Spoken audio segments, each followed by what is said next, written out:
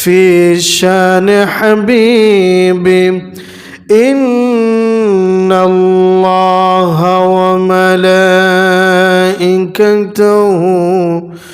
يصلون على النبي يا أيها الذين آمنوا صلوا عليه وسلموا تسليما সকলেই দুরূদ ইব্রাহিম পড়ি اللهم صل على محمد وعلى آل محمد كما صليت على إبراهيم وعلى آل إبراهيم إنك حميد مجيد اللهم بارك على محمد وعلى آل محمد كما باركت على إبراهيم وعلى آل إبراهيم إنك حميد مجيد সমস্ত প্রশংসা মহান রবের দরবারে যে মহান রব জুমাবার জুমার দিনে রবের ইবাদতের জন্য আমরা যারা এসেছি সকলেই খুশি হয়ে পড়ছি আলহামদুলিল্লাহ। নবীর উপর দুরূদ ও সালাম পাঠ করছি, আবারও সকলেই পড়ছি সাল্লাল্লাহু আলাইহি ওয়াসাল্লাম।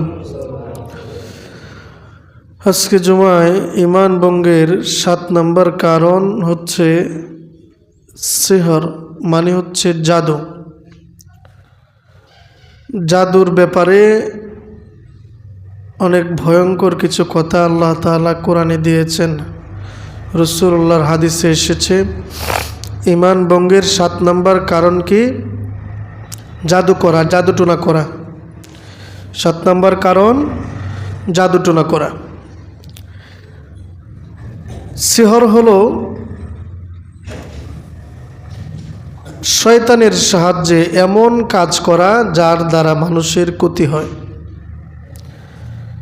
শয়তানের সাহায্যে এমন কাজ করা যার দ্বারা মানুষের কি হয়? ক্ষতি হয়। বিভ্রান্তি, রোগ, বিচ্ছেদ এবং প্রভাব বিস্তার, মানে মানুষকে নষ্ট করার জন্য, মানুষকে ক্ষতি করার জন্য বিভিন্নভাবে বিভিন্ন অবস্থায় এই জাদুর মাধ্যমে মানুষকে ক্ষতিগ্রস্ত করছে।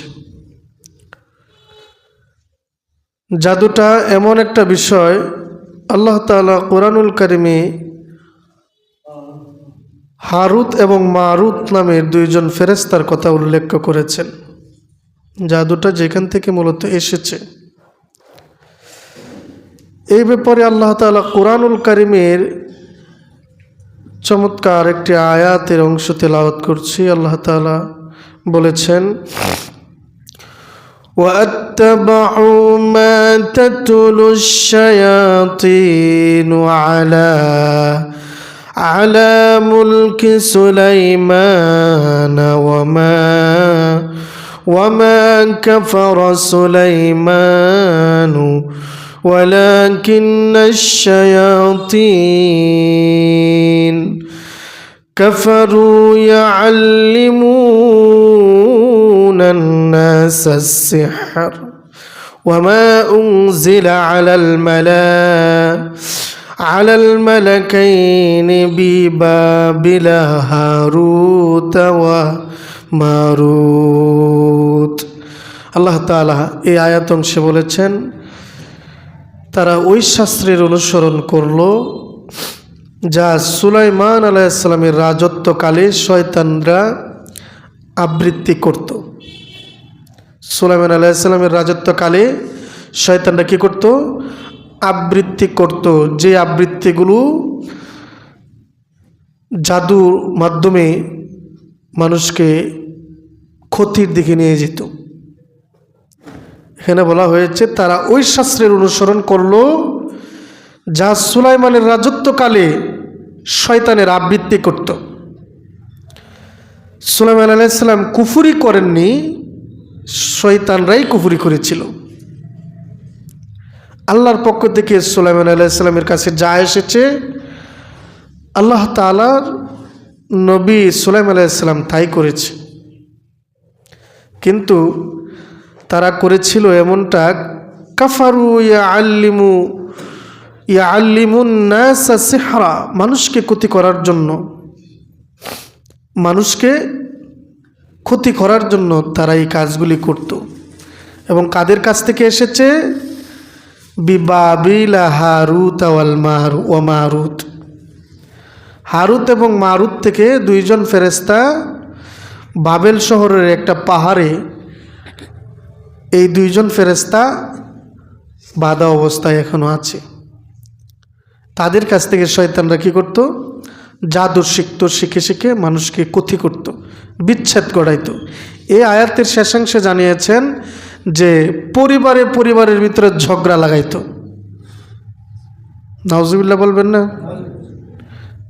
পরিবারের ভিতরে বিচ্ছেদ লাগাইত, ঝগড়া লাগাইত, একবারই বউরেনে আর একবারই ডুহাই দিত। মানে জাদু করিয়া, জাদু টোনা করে এই কাজগুলি করত। এই অবস্থা আমাদের সমাজে আছে না নাই? আমাদের বাংলাদেশে প্রচুর পরিমাণ বিদ্যমান।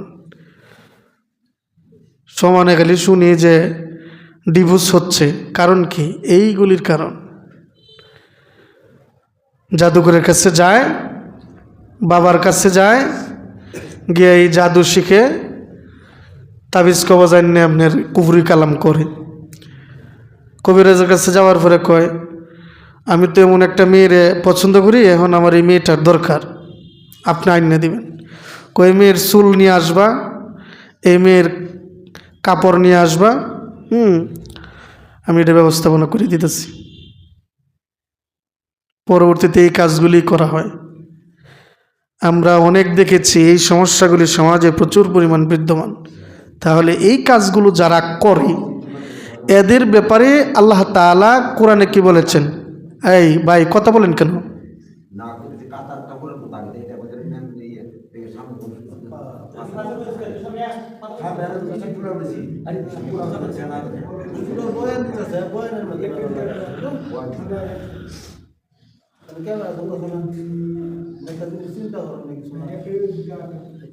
আস্তাগফিরুল্লাহ, আস্তাগফিরুল্লাহ। তো জাদু যারা করে, জাদুকর যারা জাদু টোনা করে, কবিরাজি করে আর কি, যেটা বলে তাবিজ কবজ দিয়ে দুনিয়াটার উল্টা এলায়, এরকম ঘটনা ঘটাইতেছে জাদুকররা মুখ দিয়ে, কবিরাজরা। আপনি তাদের কাছে যদি যান 100% আপনার বিশ্বাস চলে আসবে তার কথা শুনে।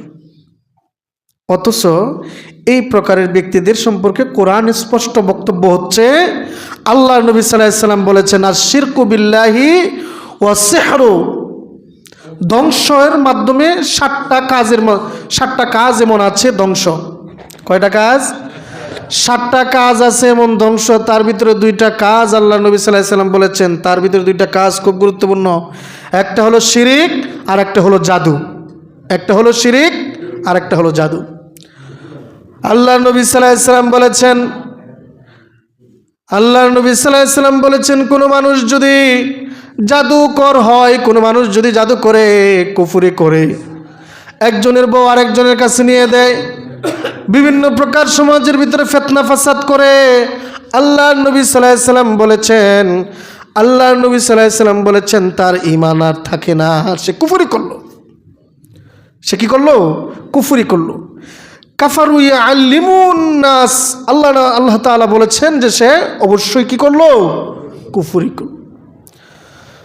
আরেকটা আয়াতে আল্লাহ তাআলা জাদুকররা যারা সফল হয় না, জাদুকররা যারা জাদু করে তারা যে বিপদে থাকে, কোরআনুল কারিমে স্পষ্টভাবে জানিয়েছেন, ইন্নামা সনাউ কাইদুস সিহর, আল্লাহ তাআলা বলেন কাইদুস সাহির ওয়ালা ইউফলিহুস সাহিরু হাইসু আতা। আল্লাহ নবী সাল্লাল্লাহু আলাইহি ওয়াসাল্লাম বলেন, তারা যা করেছে তা তো কেবল জাদু করে, কৌশল করে, কিন্তু তারা কৌশল করার পরেও তারা সফলতা পায় না। দেখবেন যারা প্রসিদ্ধ কবিরাজ এর পরিবারের ভিতরে বিশাল ঝামেলা। ওই যে স্যার একটা মনে করেন যে লুলা আর বিপদে পড়ে মনে করেন যে একটা অ্যাক্সিডেন্টে মারা গেছে, হ্যাঁ, আর নয়তো এক সাইড অবশ্য হয়ে গেছে গা, কোনো না কোনো একটা ঝামেলা আছে, তার মানে সে সফল না। কথা বুঝতে পারছেন? তো এই জাদুর মাধ্যমে অনেকে অনেক কিছু করে। এলাকার ভিতরে এই ঘটনাগুলি বেশি ঘটে। ছেলে এলাকার ভিতরে একটা ছেলে মেয়েরে পছন্দ করছে, কবিরাজের কাছে গেছে গা, কবিরাজে কইছে 20,000 টাকা যদি দেও তাহলে কাম বানায় দেন। কুফুরি কালাম করিয়া এই বিবাহের ব্যবস্থাপনা করে দে, এই মেয়ের আইন না দে কুফুরি কালাম করিয়া। এখন বলেন তো, কুফুরি করার মাধ্যমে যদি কোনো মেয়েকে এনে বিবাহ দেওয়া হয়, তার বিবাহ কি হয়েছে? শরীয়ত সম্মত হয়েছে? অথচ উচিত ছিল দুনো পক্ষ রাজি খুশির মাধ্যমে। তাহলে বোঝা গেল আমরা আজকে যে ঈমান ভঙ্গের 7 নাম্বার কারণ আমরা যে পাইলাম, আল্লাহ তাআলা, আল্লাহর নবী 2টা বক্তব্য আমরা গ্রহণ করলাম। আল্লাহ তাআলা এই ব্যাপারে অনেক আয়াত দিয়েছেন, শুধু 2টা আয়াত এনেছে এই কারণে আমাদের সমাজের ভিতরে শুধু না, আমাদের দেশের ভিতরে এমন জাদুঘর আছে যারা কুফরি কালাম করে, বিভিন্ন প্রকার কুফরি কালাম করে ঈমান নষ্ট করছে। সেই দিকে আমাদের সজাগ হওয়ার দরকার। সুনের মাজার আছে না, নাম শুনছেন? কালকে আমি শুনছি,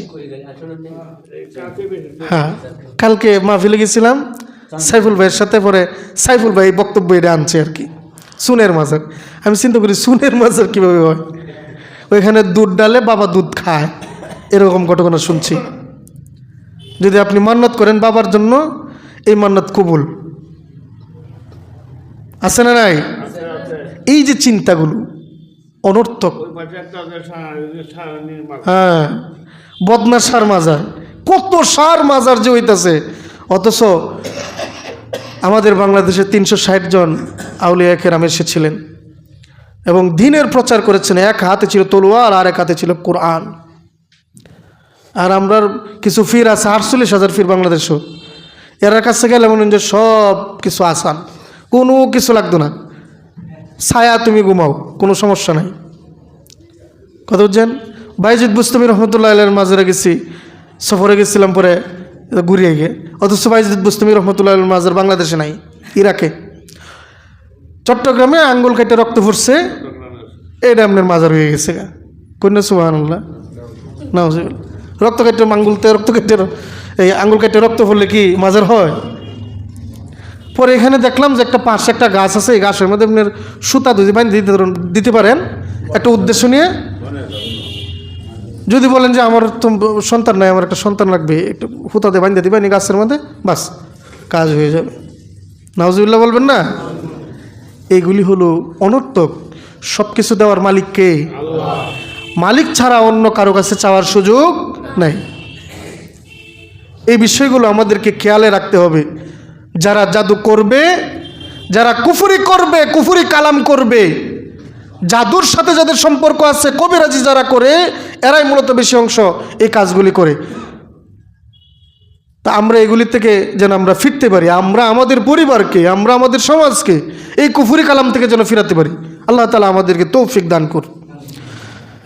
এবং রাসূলুল্লাহ সাল্লাল্লাহু আলাইহি ওয়াসাল্লামের সাথে এরকম একটা ঘটনা ঘটছে। মদিনার এক ইহুদি রাসূল সাল্লাল্লাহু আলাইহি ওয়াসাল্লামের চুল মোবারক নিয়ে আপনার কুফরি করে একটা গিট্ট দিয়ে আপনার একটা কুয়ার ভিতরে ফেলে দিছে। আল্লাহ নবী সাল্লাল্লাহু আলাইহি ওয়াসাল্লাম 3 দিন পর্যন্ত আক্রান্ত অবস্থায়। এরপরে ওহী আসলো, সূরা নাস এবং ফালাক দিয়া ফু দিলেই ক্লিয়ার হয়ে যাবে। ওহী আসার পরে আল্লাহ নবী সাল্লাল্লাহু আলাইহি ওয়াসাল্লাম এই কাজ করলেন, আল্লাহ নবী সাল্লাল্লাহু আলাইহি ওয়াসাল্লাম সুস্থ হলেন। তা আমরা বেশি বেশি যেন সূরা ফালাক, সূরা নাস, যখন এই শরীরের কোনো সমস্যা দেখা দিবে তখন এই সূরা ফাতিহা, সূরা নাস, ফালাক এগুলি বেশি করে ফু দিবেন, পরে পরে ফু দিবেন। আচ্ছা, কেন সিহির করলে, জাদু করলে ঈমান ভেঙে যায়, এটা একটু জানার দরকার না? কারণ হচ্ছে শয়তানের সাহায্য নিতে হয়। জাদু করলে, জাদু করলে শয়তানের সাহায্য নিতে হয়। 2 নম্বর হচ্ছে আল্লাহ তাআলার উপর ভরসা ভেঙে যায়। আল্লাহ তাআলার উপর যে একটা ভরসা আমার আছে সেটা ভেঙে যায়। এরপরে 3 নম্বর বিষয় হচ্ছে হারামকে হালাল মনে করা হয়। এটা হারাম, কিন্তু হারামটাকে হালাল মনে করা হয়। এই কারণে জাদু করলে ইমান ভেঙে যাবে। এরপরে মানুষের ক্ষতি হয়। কত কি বুঝতে পারছেন? এই বিষয়গুলো থেকে উত্তোলিত হতে হলে আমাদেরকে সদা সর্বদাই এক আল্লাহ তাআলার উপর ভরসা করতে হবে এবং রাসূলুল্লাহ সাল্লাল্লাহু আলাইহি ওয়াসাল্লামের আনুগত্য করতে হবে। আচ্ছা, আজকের ইমান ভঙ্গের 7 নম্বর কারণের কিছু অংশ বলেছি। আজকে আর একটা বিষয় নিয়ে কথা বলার দরকার, সেটা হচ্ছে 31st নাইট ডে। আগামী 31শে ডিসেম্বর রাত 12টায় উদযাপিত হবে সারা বাংলাদেশে, সারা পৃথিবীতে। কত তারিখ? 31 তারিখ রাত 12টার সময় উদযাপিত হবে। এবং এটা হচ্ছে পশ্চিমাদের সংস্কৃতি। এটা হচ্ছে কি? পশ্চিমাদের সংস্কৃতি। ওই দিন কি করা হয়? গান বাজনা, আতশবাজি, নাচ, মদ্যপান, অবাধ মেলামেশার মাধ্যমে উদযাপন করা হয়। এই রাত্রিটাতে সমাজের কিছু ছেলে, সবাই না, সমাজের 80% ছেলে ভালো, 90% ছেলে ভালো, এই 2-3টে ছেলে এই কাজগুলি করে অন্য ছেলেদেরকে আপনার জমায়েত করে এই 31st নাইট ডে উদযাপন করে। ওই দিন রাত্রে বিরিয়ানি পাখায়, অশ্লীল গালাগালি হয়, মদ পান আছে, সিগারেট তো থাকবেই, এবং এমন অনেক বিষয়াদি থাকে যেগুলি একটা ছেলেকে ধ্বংস করার মাধ্যম হয়। অথচ এই জানুয়ারি মাসে প্রবেশ করার এই জানুয়ারি শব্দটা যে এসেছে একজন গ্রিক দেবীর মূর্তির নামটা হচ্ছে জানুস। সেটা হচ্ছে এমন, এই মূর্তিটা এমন থাকে, সামনের দিকেও চোখ থাকে, পিছন দিকেও চোখ থাকে। কথা বুঝেন?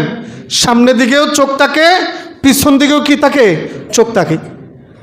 তো পিছনের বছর, সামনের বছর। কথা বুঝতে পারছেন? এই জন্য এটাকে জানুয়ারি বলা হয়েছে। জানুস নাম থেকে জানুয়ারি করা হয়েছে। তো পিছনের যে বছরটা চলে গেল, পিছনের বছর চলে গেল, সামনের বছরের জন্য এই দেবীকে যদি খুশি করতে পারো, নাচ গান দিয়ে খুশি করা যায়, তাহলে সামনের বছর আশা করা যায় যে তার জীবনটা সুন্দর কাটবে। বলেন না নাউজুবিল্লাহ? এটা হলো পশ্চিমা সংস্কৃতি। ইহুদি খ্রিস্টান যারা ইসলাম বিদ্বেষী, তারা একের পর এক চক্রান্ত করে আমাদের সমাজকে, ইসলামী সমাজকে, ইসলামকে ধ্বংস করার জন্য যা যা করার দরকার বিধর্মীরা তাই করছে, যেভাবে করার দরকার। আমাদের সমাজের ছেলেরা ওই দিন রাত্রে এই কাজগুলি করবে। আমাদের ছেলেদেরকে আমরা নিষেধ করব, দায়িত্ব নিয়ে নিষেধ করব যে এই কাজ যেন না হয়। আমাদের নিষেধ করার দরকার। এই ছেলেরা যদি এই দিকে অগ্রসর হয়, আল্লাহর নবী সাল্লাল্লাহু আলাইহি ওয়াসাল্লামের এক হাদিসে গত জুমায় আমি বলেছিলাম, মান তাশাব্বাহা বিকওমিন ফাহুয়া মিনহুম, যে ব্যক্তি কোনো জাতির সাদৃশ্য গ্রহণ করে, যে ব্যক্তি কোনো জাতির সংস্কৃতিকে গ্রহণ করে, আল্লাহর নবী বলেছেন সে তারই একজন। নাউজুবিল্লাহ বলবেন না? তার মানে হচ্ছে 31st নাইট ডে এটা উদযাপন করা মুসলিম ইমানদার যুবকের কাজ হতে পারে না।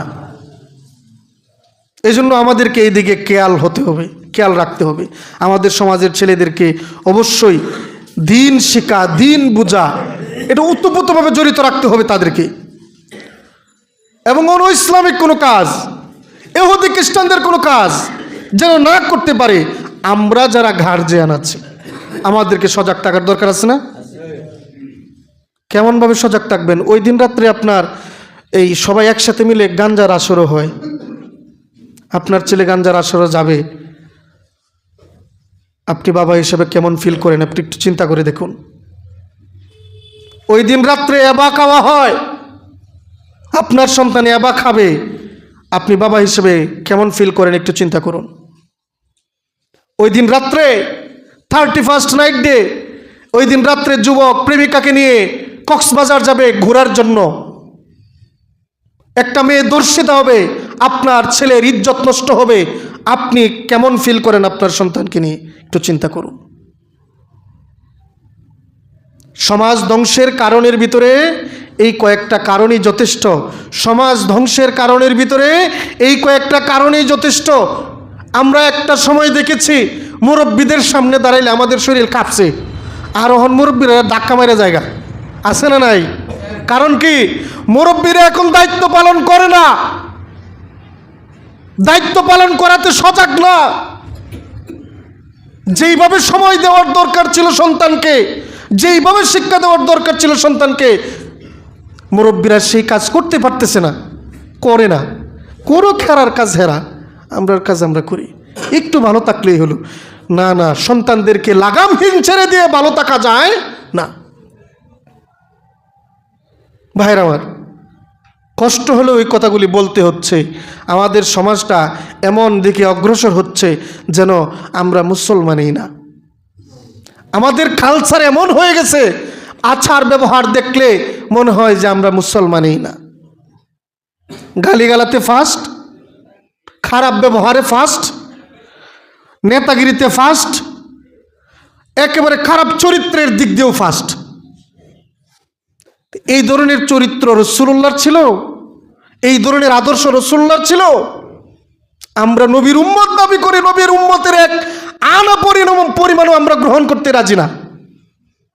রাসূলুল্লাহ সাল্লাল্লাহু আলাইহি সাল্লাম মুরব্বীদেরকে সম্মান করতেন, ছোটদেরকে আদর করতেন, ভালোবাসা দিতেন, স্নেহ করতেন।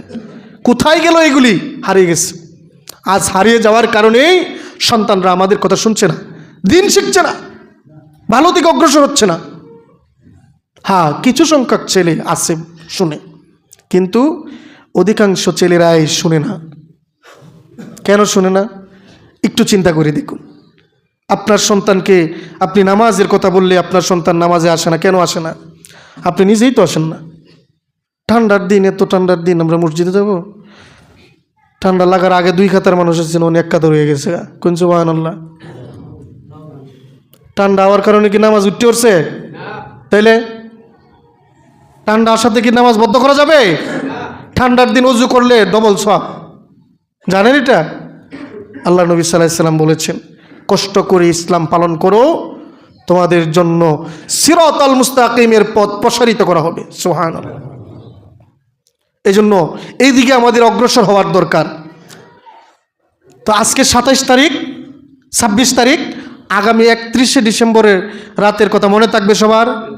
এর আগেই ছেলেদেরকে ঘরে বসে নিয়ে বসবেন, বলবেন, দেখো বাবা, এটা ইসলামিক কাজ, 31st নাইট ডে, এটা হচ্ছে অন্য ধর্মের একটা অংশ, আমরা এটা গ্রহণ করতে চাই না, তুমিও এটার ভিতরে যাও না, এই ধরনের কোনো কার্যকলাপ করো না, নাচ গান এগুলি করো না।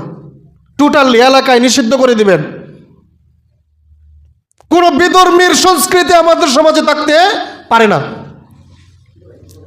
সন্তানকে নিয়ে কাছে বসে আদর করে বলবেন, সবাই এই কাজটা করতে রাজি আছেন না? ছেলেদেরকে এলাকার সমস্ত প্রত্যেকের সন্তানদেরকে নিজের জায়গা থেকে বলুন, দেখবেন এই সমাজে এই উদযাপন আর থাকবে না। ইসলামী উদযাপন দিয়েই এই সমাজ পরিচালিত হবে ইনশাআল্লাহ। রাজি আছি সবাই? রাজি আছি সব?